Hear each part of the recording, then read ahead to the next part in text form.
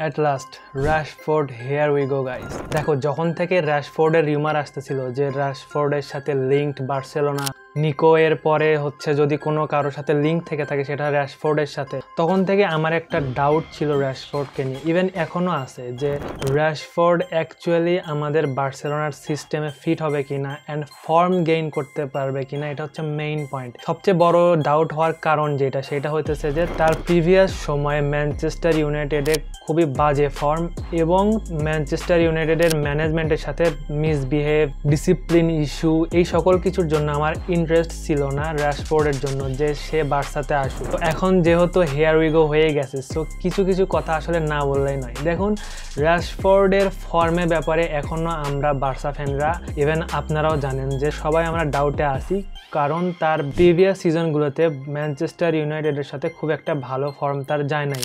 তার goal scoring opportunity খুব একটা ভালো ছিল না, ইভেন ম্যানেজারও তাকে খুব একটা ট্রাস্ট করতো না, তাকে স্টার্টিং লাইন আপে রাখতো না। তো এই বিষয়গুলোর জন্য আমরা বার্সা ফ্যানরা অনেক বেশি চিন্তিত ছিলাম যে র্যাশফোর্ড আসাতে আসলে আমাদের কি উপকার হইতে পারে কিনা। তো এই গেল হচ্ছে আমাদের নেগেটিভ চিন্তা ভাবনা। এখন আসি পজিটিভ কি কি আছে র্যাশফোর্ড আসাতে। দেখুন সবচেয়ে বড় একটা পজিটিভ দিক সেটা হচ্ছে র্যাশফোর্ড এখন নিজেকে প্রমাণ করতে আসবে। যেহেতু ম্যানচেস্টার ইউনাইটেড তার পারফরমেন্সের উপর আঙ্গুল তুলছে, তাকে ঠিক মতো ট্রাস্ট করে নাই, তাকে লাইন আপেই রাখে নাই, এরকম একটা কাইন্ড অফ ইনসাল্ট করা হয়েছে র্যাশফোর্ডকে। সো তার এখন যেটা সবচেয়ে বেশি ইম্পর্টেন্ট সেটা হচ্ছে যে নিজেকে প্রুভ করানো বার্সেলোনা ক্লাবে এবং পুরো ওয়ার্ল্ডের সামনে যে হ্যাঁ আমি ক্যাপাবল এনাফ একটা ভালো ক্লাবে, একটা রেসপেক্টেবল ক্লাবে খেলার জন্য আমি ওয়েল ক্যাপাবল। সো এই জিনিসটার জন্য র্যাশফোর্ড বার্সেলোনাতে তার সর্বোচ্চটা দেবে, এটা হচ্ছে প্রথম একটা প্লাস পয়েন্ট যে সে সব কিছু দিয়ে খেলবে। তার নিজেকে প্রুভ করার জন্য সে যা যা করা দরকার,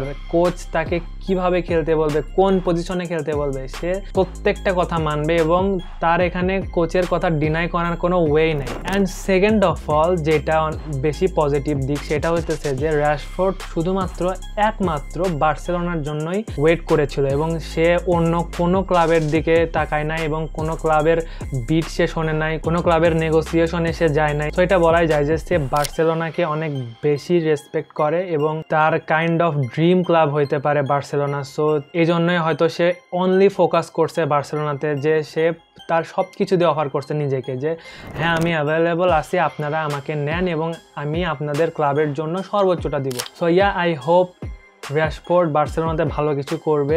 ডেকো অ্যান্ড লাপোর্তার ওপর আমার অনেক বেশি ক্ষোভ ছিল কিছু কিছু বিষয়ে, অ্যান্ড ঠিক আছে অ্যাজ আ লোন আমরা নিয়ে আসছি, ভালো কাজ করছে তারা। বাট এখন কথা হচ্ছে যে বার্সেলোনার সব পজিশন মোটামুটি শর্ট, বাট একটা পজিশন জাস্ট আমার সাইনিং দরকার, সেটা হইতেছে যে লেফট ব্যাক। রাইট ব্যাকে আমাদের Eric Garcia and Kounde I think alter করে খেলানো যাবে, বাট লেফট ব্যাকে বালদের যে সাবস্টিটিউট বা বালদের অ্যাবসেন্সে যে খেলানো হবে জেরার্ড মার্টিন কাইন্ড অফ কাম চালানোর মতো প্লেয়ার, যে হ্যাঁ ঠিকঠাক চলা যাবে কিন্তু বালদের অভাব পূরণ করবে এইরকম একটা লেফট ব্যাক আমাদের নাই। আই ডোন্ট নো কেন বার্সেলোনা ক্যান্সেলোকে পার্মানেন্ট সাইনিং করালো না, কারণ হইতেছে যে সে কম বেতনেও আমাদের ক্লাবে থাকতে চাইতো। আমরা দেখতেছি যে আল হিলালে সে কি দুর্দান্ত পারফরমেন্স করতেছে, অ্যান্ড হ্যাঁ সে কম বেতনে থাকতো এবং বয়স তার যত বেশি হোক না কেন বালদের অ্যাবসেন্সে সে ভালো একটা ব্যাকআপ দিতে পারতো। সো দেখা যাক বার্সেলোনা আমাদের নেক্সট সিজনে কি করে।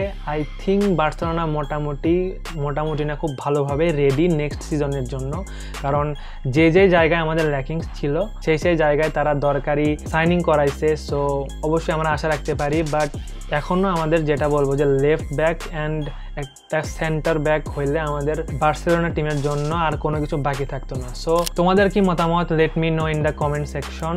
ভিস্কা এল বার্সা।